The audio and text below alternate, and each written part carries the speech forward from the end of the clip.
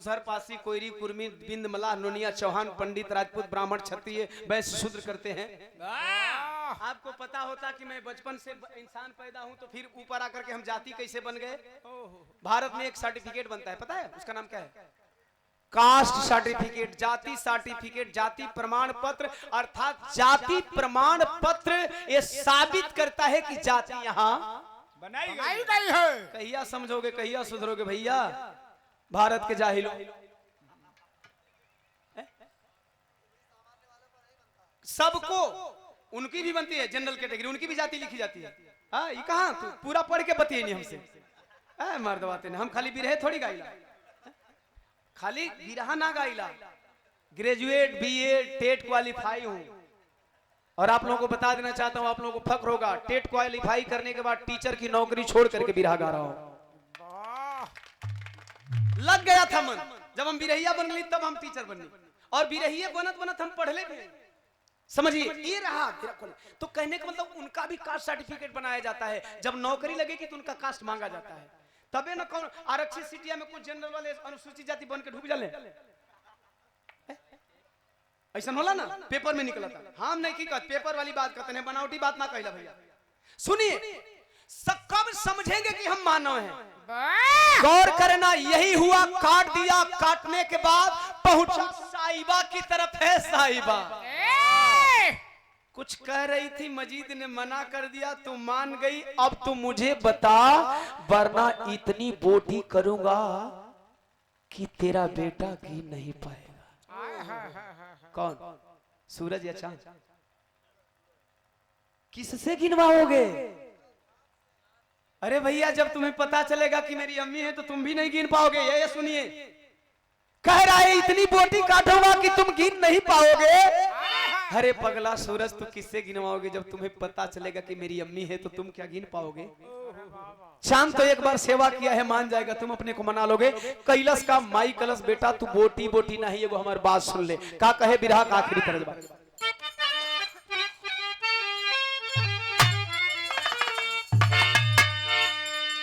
माई कहे चाहे मारा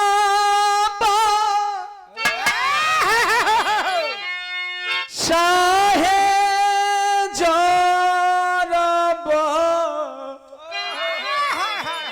चाहे मारा चाहे जरबा, खुली ना जुबा।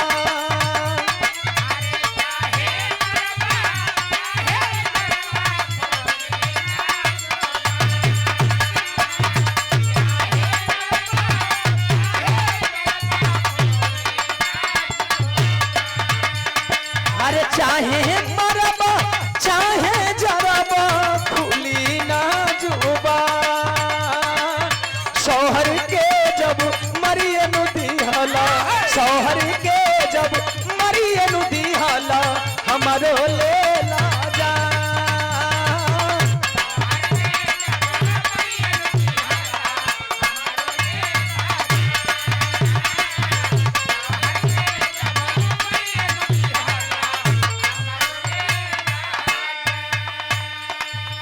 माई कहती खून बये कही एक कही करम बा। मेरी लिखी हुई लाइन है, टोटल बिरहा मैं लिखता हूँ। दो चार गीतें हमारे गुरुओं की हैं, जोखन कवि जी के, हमारे परम पूज्य गुरु सुरेंद्र यादव जी की। बाकी जितनी मिलियन गीतें हैं मेरी लिखी है। मैंने लिखा है सामाजिक तौर पे भी लाइन सटीक है, और पारिवारिक, सार्वजनिक और निजी दोनोदोनों जिंदगी में लाइन शूट करेगी। ऐसा ही थोड़ी भैया 200 गाना मिलियन पार भइल बा हमार, कुछ हेमा बात अब ना। तो खून बा एक ही, एक ही करम बा, खाली अलगा जात धर्म बा, खाली अलगा।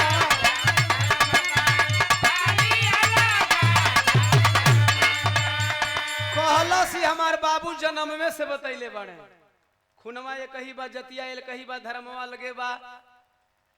कहलस माई बचवा हम ऊ नहीं कहत हई, कहे मतलब कल सुन तोरा खातिर कहते का तब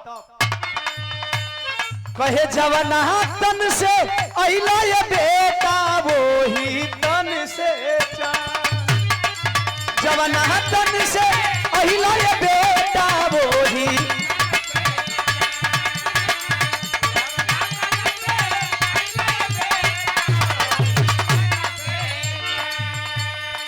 शौहर के जब अरे मरिए नदी हले तो हमरो ले जान। ए बेटा कह रहा था ना बोटी बोटी काटोगे गिन नहीं पाएगा मेरा बेटा। तो सुन ना, तू जौना माई कतन से पैदा भेल बड़े ना वही माई कतन से तो चांद भी पैदा भेल बा। कल सही तो हम जानते बानी वो अपना माई कतन से हम अपना माई कतन से पगला कही गई कुल बात ऐसे कि बचन में बनाई लिया साफ तो कह भी नहीं सकेला। बचनिया तो यहू के देहल गई। अचानक सब कुछ कह गया लेकिन चढ़ गया सीने पे मार मार के माई के अधमरा के धलस। अपने बेटवा मार मार के जब माई के अधमरा कैलस हो पंचों अब आंख केहू तरे बचा के चांद से बर्दाश्त न भेल ओइजा से भागल आइल मनोज यादव के घर। मनोज अंकल सूरज पागल हो गया है, पापा की गर्दन काट दिया है, अम्मी जान को काटने सीने पे सवार है, पापा मर गए। अंकल चलकर मेरी अम्मी जान को बचा लीजिए अंकल, मेरी अम्मी जान को बचा लीजिए अंकल, आप सूरज को समझाएंगे सूरज मान जाएगा। मनोज यादव का चिरेले दहिया में खून नहीं बा, अपनी जूही के बहिया पकड़ के चल पगली। अब तो बड़ा अनर्थ हो गई। पहुंचा है देखा कि साहिबा के सीने पे सूरज सवार था, तलवरिया खींच के फेंक के दुई तमाचा मारे। मनोज पागल हो गए हो, पागल हो गए सूरज क्या कर रहे हो? कलश आज एक हिंदू एक मुसलमान को काट रहा है। कहा कैसा हिंदू रे? कहा ये मुसलमान है मैं हिंदू हूँ। इतना में बतिया डांट के कलश तबले बगलिया में वही तरह फुटबॉल का तरह कटल मुड़िया मिल गई, उठा लिया गोद में रखे ही गोदी में रोआ तरे पगला। क्या ऐसा भी कोई दोस्ती निभाता है क्या? ऐसा भी कोई दोस्ती निभाता है क्या? मजीद तुमसे पूछ रहा हूँ। कटी हुई सूर मूड़ी रियल में नहीं बोलती होगी। कटी हुई मूड़ियां बहुत पुस्तकों में, लेकिन रियल में हम बड़ी तरीके से अपनी बात करके निकल लेते हैं। साहब जरूरी था तू बता दिया होता, अरे तू बता दिया होता कि तू सूरज का बाप है और मैं सूरज का डुप्लीकेट बाप हूँ। कम से कम तू बच गया होता। यही न जाना होता कि मैं इसका नकली बाप था, हूँ, रहूंगा, लेकिन कम से कम तुम्हारी जिंदगी तो नहीं न जाती। अब तो आज जान जाएगा क्या किया। एगो दोस्त पहले दोस्ती निभा दलस, एगो दोस्त किसी को मैं हल्का नहीं करने जा रहा। यही मानवता है हमारी। अब मुड़िया की गोदिया मिलने की एगो सवाल करता, बिरहा में पटा गए। कहला सरे दोस्त के दिहल तब तोड़ल ना जुबनिया हमारे मिताऊ हो, अरे जुबनिया हमारे मिताऊ हो, वादा खातिर दिहल कुर्बानिया हमारे मिताऊ हो।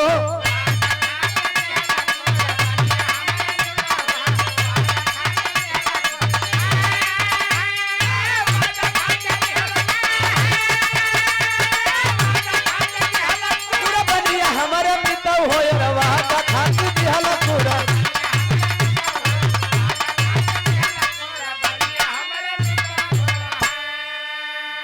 सबसे कीमती बात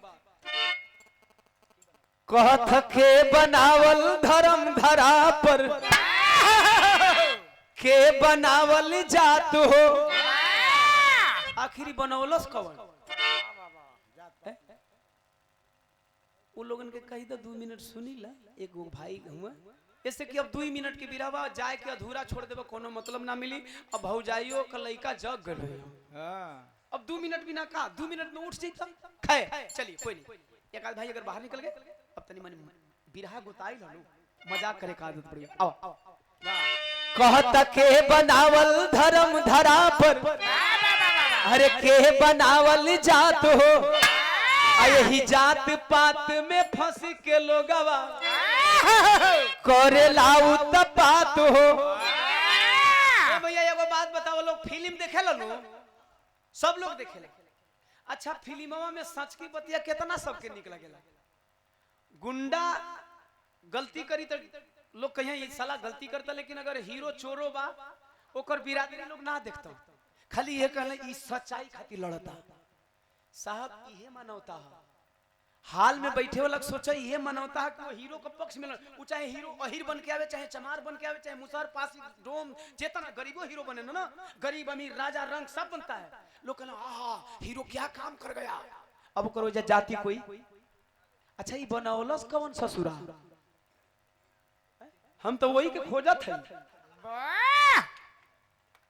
कहे मनोज यादव, अरे के बनावल धर्म धरा पर, के बनावल जात हो, यही जात पात में फंस के लोगवा करे लाऊ तपात हो। अगर आप लोगों का इजाजत हो तो एक लाइन और बिरहा में से हट करके उदाहरण दे दे, सबका इजाजत हो तब। Thank you. आज नहीं बहुत पहले साल से देखले हुई वो लोग जो लड़कियां बदचलन हो जाती हैं, किसी भी गांव की, किसी भी घर की, किसी की भी बहन बेटी हो सकती है, किसी नाम धरी नहीं, किसी पर्सनल व्यक्ति के लिए।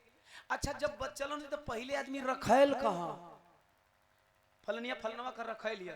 आजकल कहते हो फलानवा फलनिया लिव इन रिलेशन में रहत हो, लिव लाभ में रहत हो। ओके भोजपुरी में अगर उदय भाई माती नदवी बोली तो का बोली हो,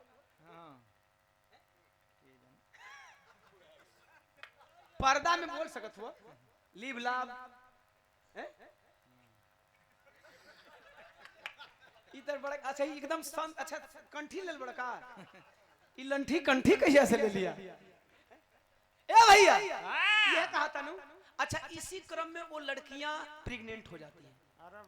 बच्चों को ज्ञान नहीं होता है कि कब हमें रिलेशन में रहना है, प्रेग्नेंट हो जाती है। बिरहा पहले ही बता चुका हूं, प्रेग्नेंट हो जाती है। अच्छा प्रेग्नेंट होने के बाद लड़के की जाति का पता है नहीं ना, लड़की की जाति का पता है नहीं ना, वो बताएगी नहीं। अच्छा कभी कभी डीएनसी हो जाता है, कभी कभी डीएनसी नहीं होता है। अब जब नहीं होता है तो मजबूरन जान बचाने के लिए बच्चे को जन्म देना पड़ेगा। अच्छा बच्चों को जन्म देने के क्रम में कुछ निर्दयी होते हैं तो मार देते हैं, और कुछ दयालु होते हैं तो क्या करते हैं, कूड़ेदान में फेंक देंगे, झाड़ी में फेंक देंगे। बाय द वे किसी दयालु के हाथ बच्चे लग जाए, उसी में कोई बच्चा कूड़ेदान से दयालु के हाथ में लग जाता है, या अनाथालय में जाता है, या लोग डायरेक्ट पाल लेते हैं।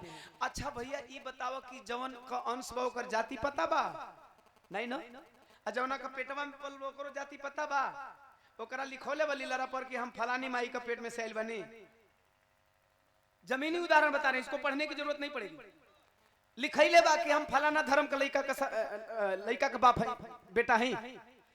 अच्छा जे पालल ओकर जाति तय हो जाए, ओकर आई बात समझ में, अंश किसी और का, गर्भ किसी और का, और धर्म किसी।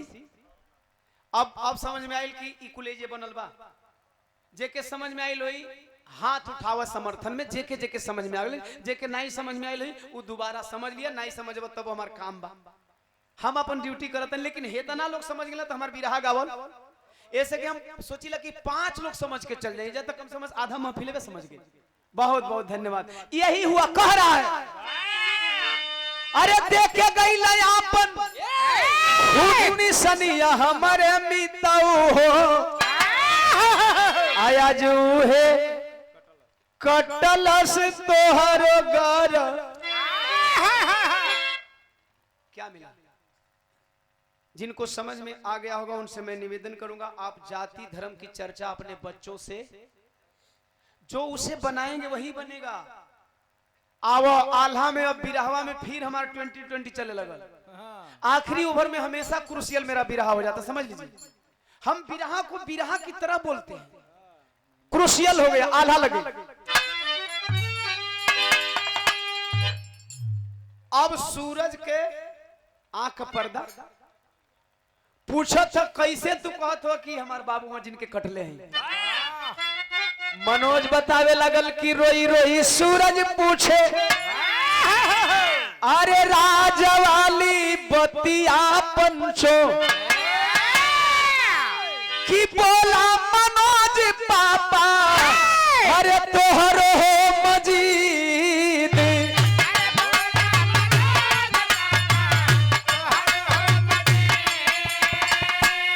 सूरजा कहलस कैसे बाबूजी कहत हो जहिया परेशानवा से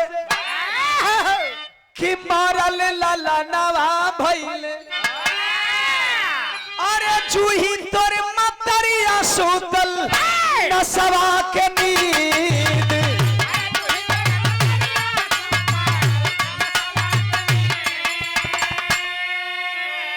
ए बेटा सूरज तोहार ओरिजिनल माई का जूही का जोन अभी फिलहाल में तू ओरिजिनल मालत हुए ओकर मरल बच्चा पैदा भइल तोर माई बेहोशी में रहल वही दिन में तोरा ओरिजिनल माई जवन तो के जन्म देहल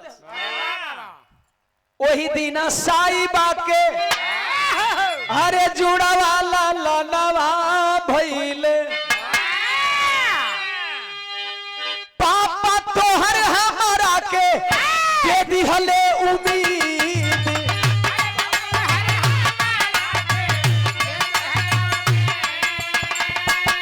तोरा ओरिजिनल माई जूही का दूगो बेटा पैदा भइलन आ वही दिन तोर बाप हमके वचन देके जानते रे का कइलन बतावत सूरज औरी चांद एक ही गोदिया का सुमनवा बबुआ अरे दोस्ती के वास्ता देके कई दिहल जीत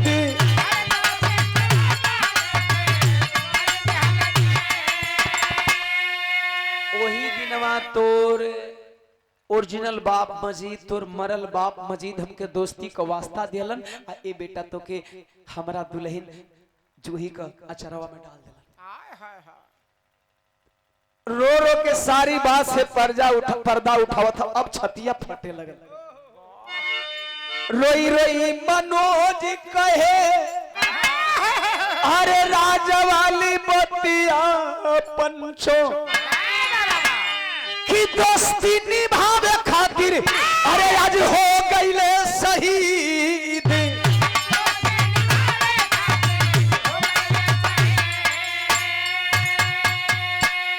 देख ई हमन का 45 साल का दोस्ती रहले कबो नहीं झगड़ने जा तू कैसे लड़ गेले बेटा तू अपने बाप का गर्दन काट दे यार अपने बाप का गर्दन तू काट दे बड़ा सूरज तू बहुत बड़का पाप कैले बले रे हाथवा जोड़लस कलस पापा माफी किस मुंह से मांगो माफ कर दीजिए मनोज बोला नहीं हम खाली ई जननी की तो हमार औलाद नहीं हुए इससे कबो तो के डटली नहीं और परवरिश तो के ठीक ना दे पौली रे लेकिन ए बेटा अब तो के अगर माफी मांगे के बाना तो जौन माई तो के जन्म दिले बा जौना अपना ओरिजिनल बाप का गर्दन कटले वाले ना ओ माई से माफी मांग ले जौना माई का शौहर के छीन ले वाले देख तो तोर माई तो के माफी दे दे ले माई पूछल माई माँ मैं किस मुंह से माफी मांगू मुझे माफ कर दे बाप तूने क्यों नहीं बोला कलश बोलने का मौका देले होता तब ना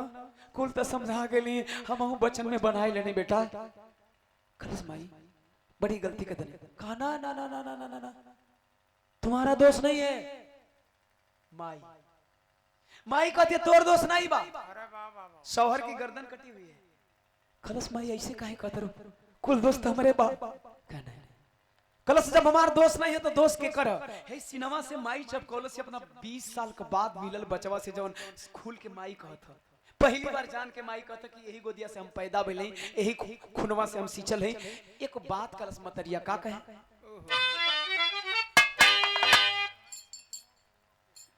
ग्राम प्रधान शिव कुमार तेंदुआ खुर्द से 100 रुपया चरणों में पड़ा अरे सूरज बेटवा के साईबा तब लगवली छतिया कहे अरे बनल जानी दुश्मनवा धर्मवा जतिया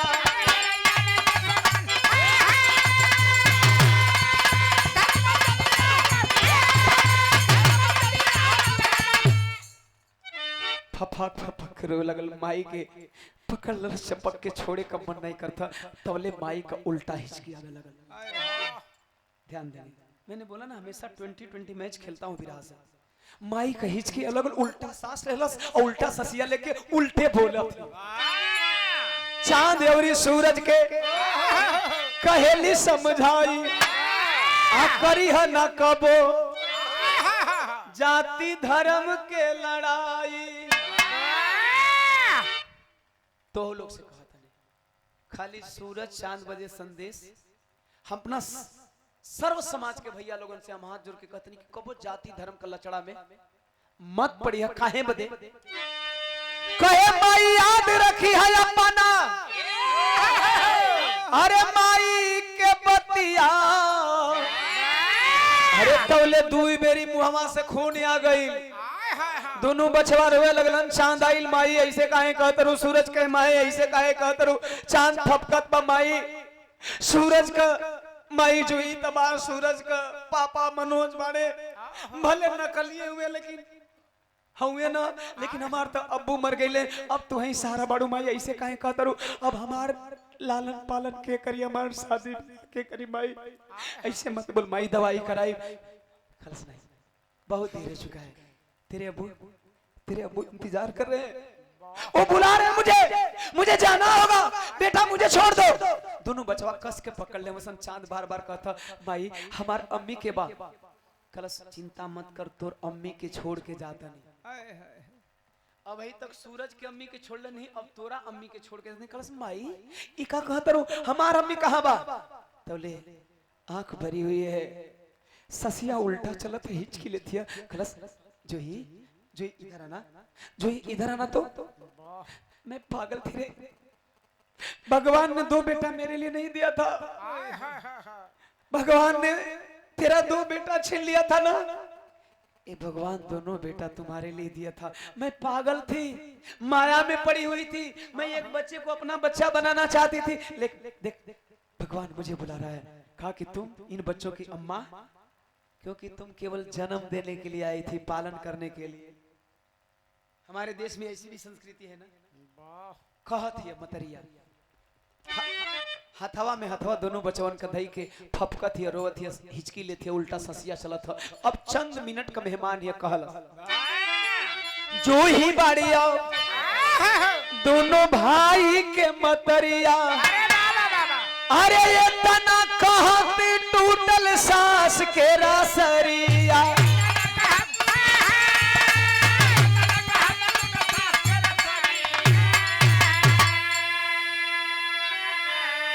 दोनों बेटा दोस्त मनोज देले रोई रोई मटिया।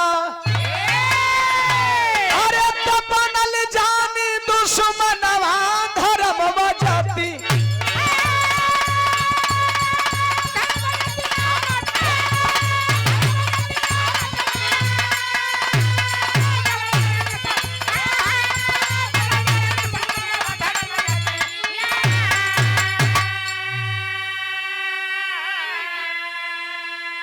बिरहा के आखिरी में एक ही संदेश है। मैं बोलता हूं कि अगर इस बिरहा से 5 भी परिवार जाति धर्म की लड़ाई से बच जाता है तो ओम प्रकाश दीवाना का बिरहा गाना सफल हो जाता है। बस यही संदेश देने के लिए आपका भाई टीचर की नौकरी छोड़ करके बिरहा में रम गया है कि ताकि हमारा मानव समाज इसी तरह हमेशा एक